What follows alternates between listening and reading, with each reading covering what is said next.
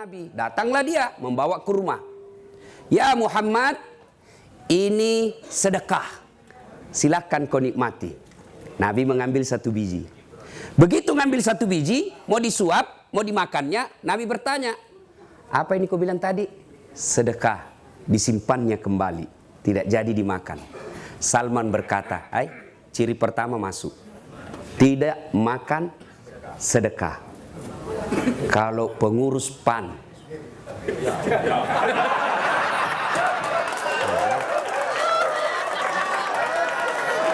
ya, gaspol baru kau semua otakmu uang. Ya, sudah kita lanjut kisah. Ya, nah besok datang lagi Salman. Ya Muhammad, ini hadiah. Diambil apa? Hadiah. Nabi pun memakannya. Tapi Nabi tahu ini anak muda lagi diselidiki saya. Maka Salman berkesimpulan 2 ciri-ciri sudah masuk. Lagi 1 ciri-cirinya. Apa? Ada tanda lahir di belakangnya. Orang Bugis bilang baba. Pak Sul, saya tidak tahu apa bahasa Indonesianya itu baba. Tapi kalau orang Bugis bilang baba sudah tahu. Hitam di belakang. Apa? Ditompel itu di pipi, bos. Tanda lahir. Bengkok telinga, tanda lahir juga namanya. Pokoknya baba. Itulah, pokoknya baba lah ya, supaya ringkas cerita. Nah, sudah. Ketemu. Nabi tahu. Akhirnya Nabi dengan sengaja menjatuhkan jubahnya dan kelihatan. Ini. Lalu menyatakan, La ilaha illallah Muhammadar Rasulullah. Masuk Islam. Lalu Nabi memanggil Abu Ayyub Al-Ansari yang ada makamnya di Istanbul.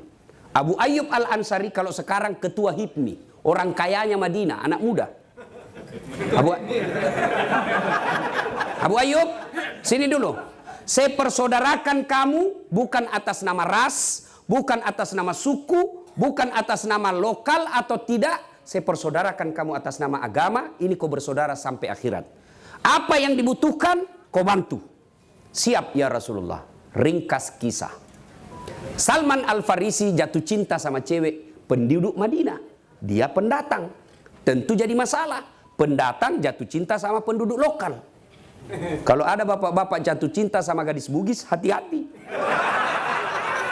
Oh, mahal Pak gadis Bugis. Benar.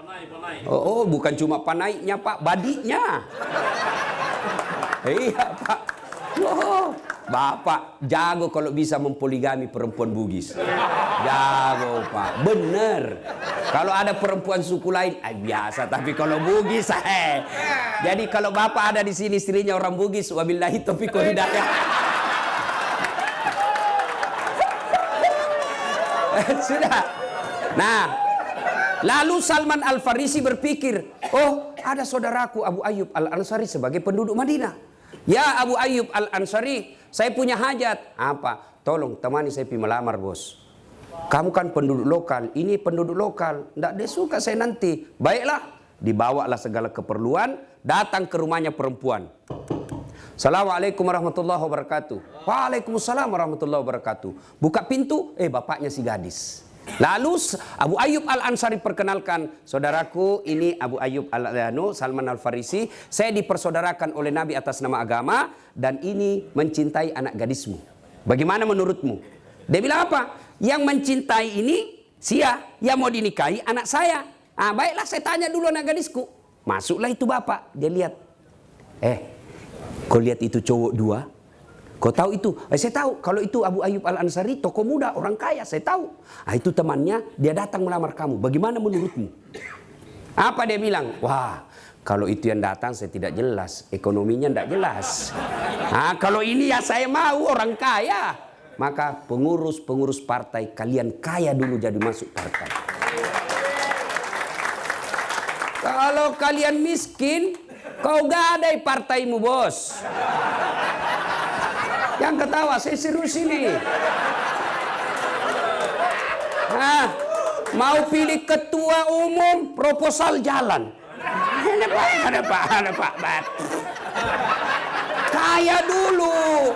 Jangan dulu bos. Dulu. Sudah. Lalu kata anak gadis ini, kalau Salman melamar saya tolak. Tapi kalau Abu Ayyub saya terima. Dia mapan. Dan Islam tidak melarang kita matre. Tetapi tidak menghalalkan segala cara. Beda itu bos. Berpikir mau kaya, baik kau kaya dulu. Orang kaya lebih gampang masuk surga daripada orang miskin. Iya, tidakkah Umar bin Khattab menjelaskan kemiskinan dan kebodohan mendekati kekufuran? Maka pengurus PAN tidak boleh menjadi pengurus beleng-beleng. Dijelaskan sudah bikin surat, sudah Pak, sudah, mana? Tinggal di print, belum sudah namanya itu. Akhirnya disampaikan sama bapaknya ini gadis, Abu Ayyub mohon maaf, kalau kau yang lamar anakku dia terima, tapi kalau temanmu tidak diterima. Kalau bapak ajak teman melamar lalu begitu jawaban, bagaimana pada jawaban bapak? Hah? Kalau saya misalnya bapak, Pak Zul, temani saya pergi melamar, ternyata cewek yang disuka Pak Zul yang disuka, hancur saya. Seandainya saya akan injak kakinya, saya tahu begini saya tidak bawa kau cilaka. Tapi dengar apa kata Salman Al-Farisi. Abu Ayyub, nikahi dia.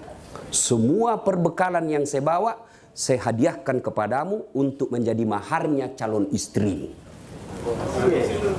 Ini bos persaudaraan dalam Partai Amanat Nasional. Jangan kau makan kiri kanan.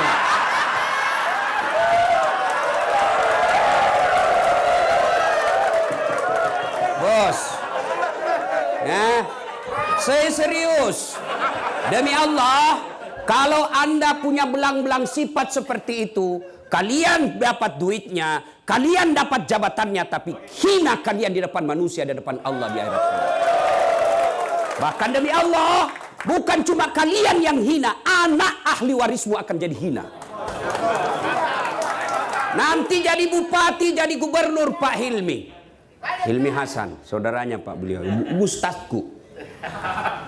Jadi bupati, tapi bapak pernah menipu. Maka anak, bapak sudah meninggal. Apa kata? Jangan percaya itu bapaknya tukang tipu. Pasti anaknya juga begitu. Ya? Maka saudaraku, jangan gadaikan harga diri hanya karena fulus. Percaya, rezekimu tidak akan diambil. Jangankan diambil, tertukar saja tidak.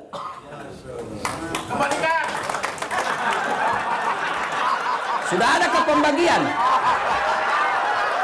Bos. Kalau sewa tiket, bolehlah. Apalagi yang belum jadi anggota DPR. Belum ada macunya. Ya mungkin seperti ini momen untuk dapat itu. Tapi kalian istiqomah dong. Jangan main tiga kaki. Ini bukan lagi dua kaki, tiga kaki bos. Lalu apa efeknya?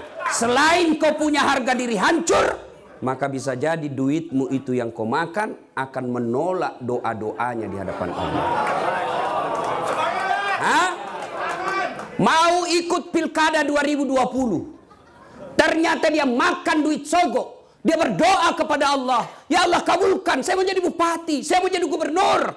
Tapi doanya tidak diijabah. Kenapa? Dalam darah dagingnya ada barang haram. Kau tanya bilang gaspol. Iya toh. Maka Pak, salah satu sebab rusaknya negara kita kalau politisi selalu yang ada di otaknya duit, duit, duit. Itu rusak negara kita. Bos, jangan pernah kalian sangka buruk soal rezeki. Itu Allah yang ngatur. Rezekimu jangankan diambil, tertukar tidak. Tahu cicak? Apa namakan nyamuk? Cicak, apa dia makan itu cicak? Nyamuk, tidak masuk di akal toh. Satu di dinding, satu terbang. Di mana ketemu? Tidak ada terminalnya. Iya toh, cicak cuma di dinding. Nyamuk terbang, gimana caranya? Tidak masuk akal. tapi Allah yang ngatur rezekinya cicak. Cicak di dinding, diam-diam merayap. Datang seekor nyamuk. Nyamuk yang datang.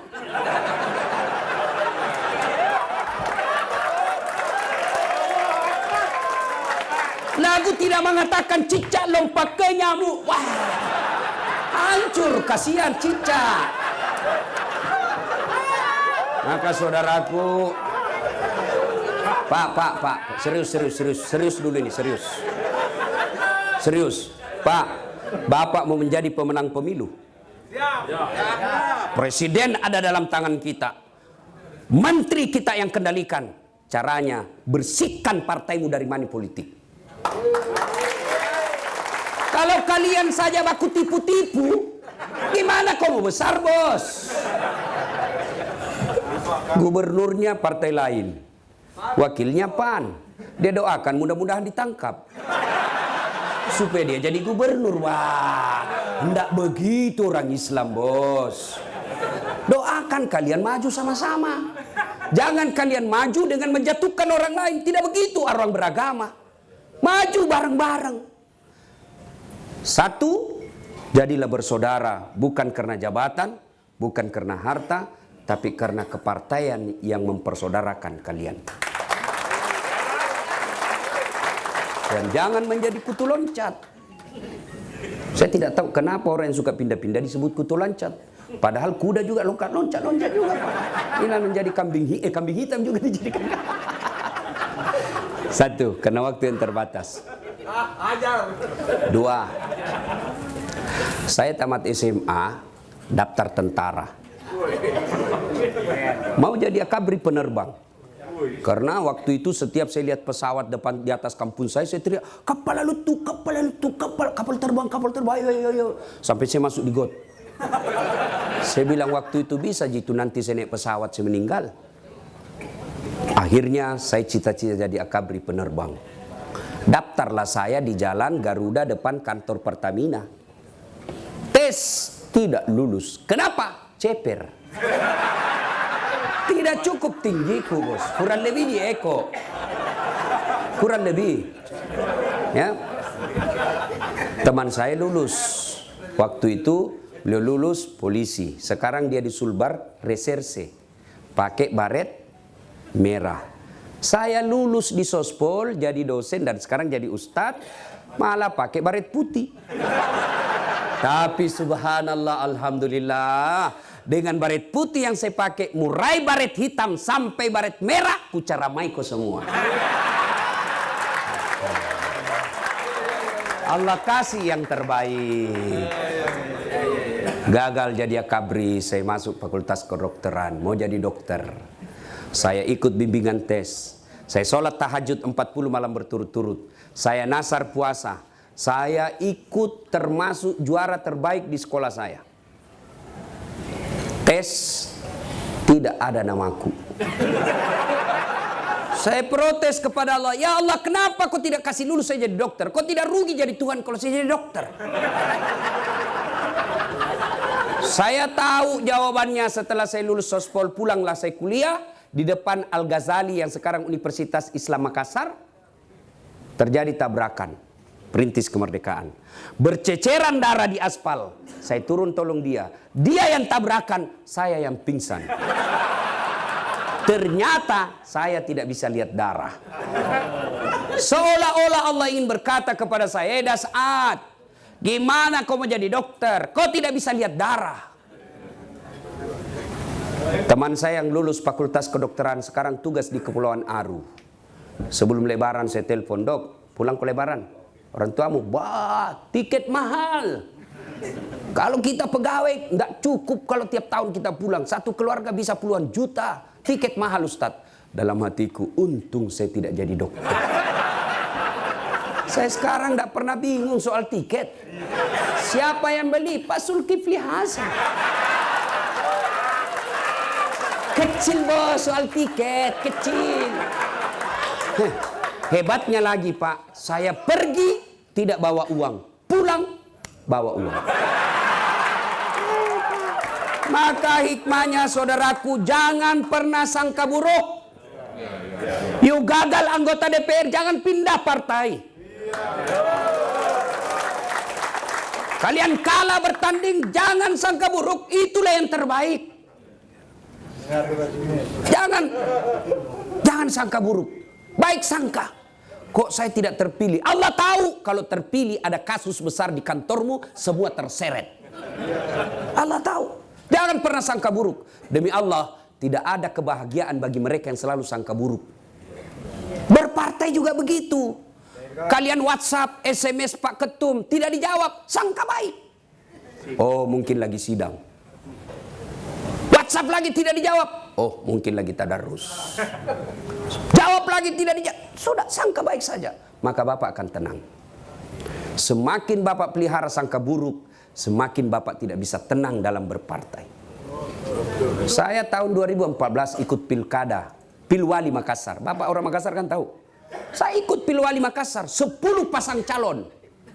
Kalah? Tidak. Yang menang lebih banyak suaranya.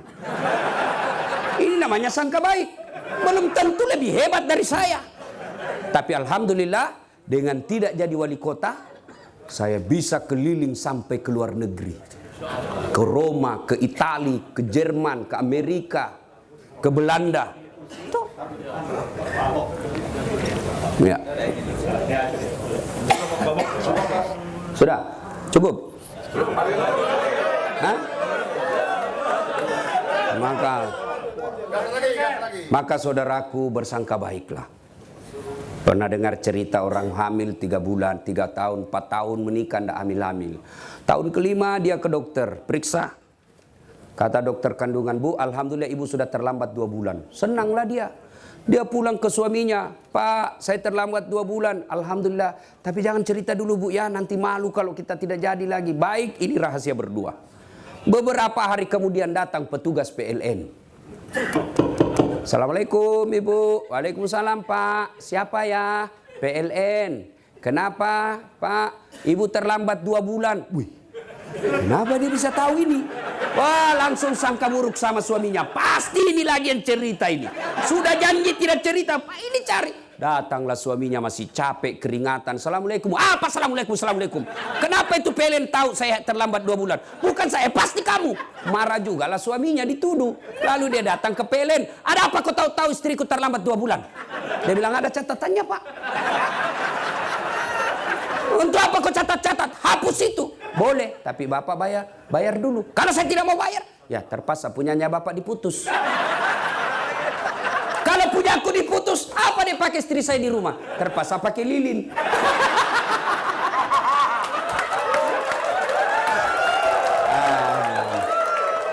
Bapak Ibu saudara-saudara sekalian, berpolitik sangka baik. Kalau boleh kedepankan PAN, politik tanpa sangka buruk. Ini tagline-nya Pak Zulkifli Hasan. PAN, politik tanpa sangka buruk. Tidak berarti kita tidak waspada. Waspada boleh, tapi jangan sangka buruk. Yang ketiga, dalam hidup ada yang disebut kekuatan X. Doa. Jangan remehkan doa. Ada orang Pak, biasa-biasa saja kita lihat. Tapi doanya bagi. Akhirnya tampil dan tidak bersangka-sangka ternyata dia menjadi tokoh. Itulah kekuatan doa. Jadi kalau Bapak tidak punya modal banyak, tidak punya perusahaan, perbanyak doa. Sudah jelek muka, sifat jelek, tidak ada duit, ke laut mah kau jadi tude cilaka.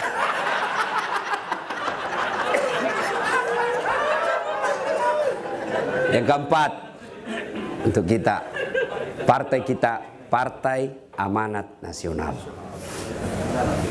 Tidak bisa dipungkiri PAN adalah pelopor reformasi. Mestinya PAN adalah partai besar di Indonesia. Menjadi pertanyaan buat Bapak jawab dalam pertemuan ini, kenapa bisa terjadi? Hilangkan perbedaan, hilangkan sakau sangka, hilangkan sentimen, mari berumbuk baik-baik, besarkan partai besar Bapak yang nikmati. PAN besar, bukan saya nikmati, Tetapi pengurus PAN paling rakyat, kalau Bapak sudah terpilih, maka jadikanlah jabatan Bapak untuk menciptakan kemakmuran dan kesejahteraan rakyat. Karena manusia yang paling baik di dunia ini, kata Nabi, bukan yang paling rajin tahajud tiap malam, bukan yang paling banyak Senin Kamisnya, bukan yang paling banyak tahajudnya. Khairun nas anfa'uhum linnas. Sebaik-baik manusia di antara kalian adalah yang paling banyak manfaatnya buat orang lain. Allah menakdirkan Bapak Ibu menjadi pengurus PAN. Jadikan partai amanat nasional untuk mewujudkan manusia terbaik di antara ibu bapak sekalian. Demikian, inilah tausiah kita. Mohon maaf jika ada kata dan kalimat yang tidak berkenan. Jangan saya lanjutkan, Pak Zulkifli Hasan saja yang lanjutkan. Saya bukan calon, bos, saya bukan calon. Pak Zul saja ya. Mudah-mudahan kehadiran kita semua menjadi amal-amal kebaikan.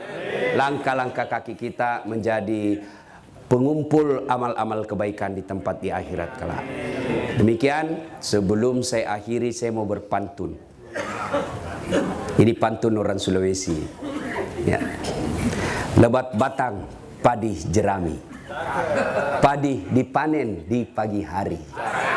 Niat hati berpoligami. Apa daya takut istri.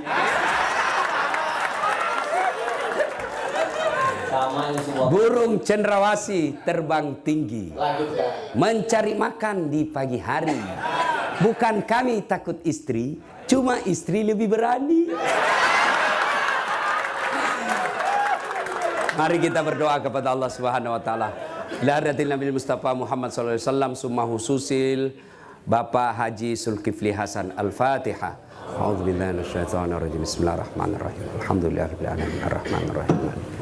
Iyyaka na'budu wa iyyaka nasta'in. Ihdinas siratal mustaqim, siratal ladzina an'amta 'alaihim ghairil maghdubi 'alaihim. Amin. A'udzubillahi minasyaitonir